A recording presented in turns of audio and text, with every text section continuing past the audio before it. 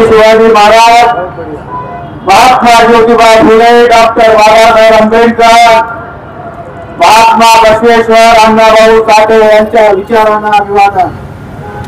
अहमदपूर नगर परिषदेची निवडणूक होत असताना या ठिकाणी राष्ट्रवादी आणि रिपब्लिकन पक्षाच्या वतीनं ही निवडणूक लढवली जात आहे। सन्माननीय माजी मंत्री बाळासाहेबजी जाधव आणि आत्ताचे सहकार मंत्री बाबासाहेबजी पाटील यांच्या नेतृत्वाखाली ही आपली निवडणूक होत असताना आपण सर्व कार्यकर्त्यांना माझी एक नम्राची विनंती राहणार आहे। या ठिकाणी आपल्याला प्रत्येक घराघरामध्ये जाऊ या ठिकाणी घड्याळ आपल्याला पोहोचवायचं आहे। अहमदपूर शहर हे सुंदर करायचं आहे।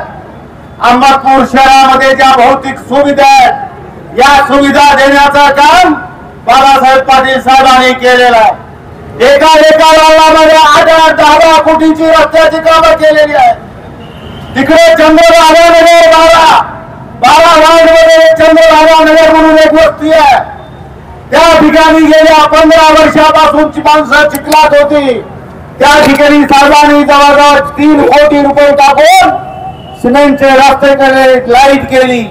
फक्त या ठिकाणी आपल्याला भौतिक सुविधाच नाही तर या सगळ्या शहरी सुशोभीकरण करायचं, सुंदर करायचं आणि म्हणून या ठिकाणी राष्ट्रवादीचे आभार करे आणि त्यांचे सर्व 25 सहकार्याने आपल्याला निवडून द्यायचं। मित्र डॉक्टर बाबासाहेब आंबेडकरांनी भारतीय घटनेमध्ये मतदानाचा प्रत्येकाला अधिकार दिला, परंतु त्यांचे हक्क ते भारतीय राज्यघटनेने नाही दिला। ज्यांना हक्क दिला उभा टाकायचा, मतदान करायचा, तो हक्क हिरावून घेण्याचा प्रयत्न या अहमदपूर शहरामध्ये सन्माननीय माजी मंत्री साहेबांनी विनायकराव पाटलांनी केलेला आहे। म्हणून मित्र या ठिकाणी या शहराचा तालुक्याचा विकास करायचा असेल तर बाबासाहेब पाटील साहेबांचे करू शकतात। बाबासाहेब पाटील साहेब या ठिकाणी आमदार असताना, मंत्री असताना जेवढी कामं झाली तेवढी कामं कुणाच्या काळामध्ये झाली नाही। म्हणून या शहराला एक वैभव प्राप्त करण्यासाठी सन्माननीय बाबासाहेबजी पाटील करणार आहेत, कामं करणार आहेत। कामाला विकासाला मत द्या। आपण विधानसभेमध्ये विकासाला मत मागितलेलं आहे। कुठल्या जातीच्या, धर्माच्या, पंथाच्या नावाखाली मत नाही मागितले आणि या नगरपालिकेमध्ये आपण विकासालाच मतदान मागणार आहोत।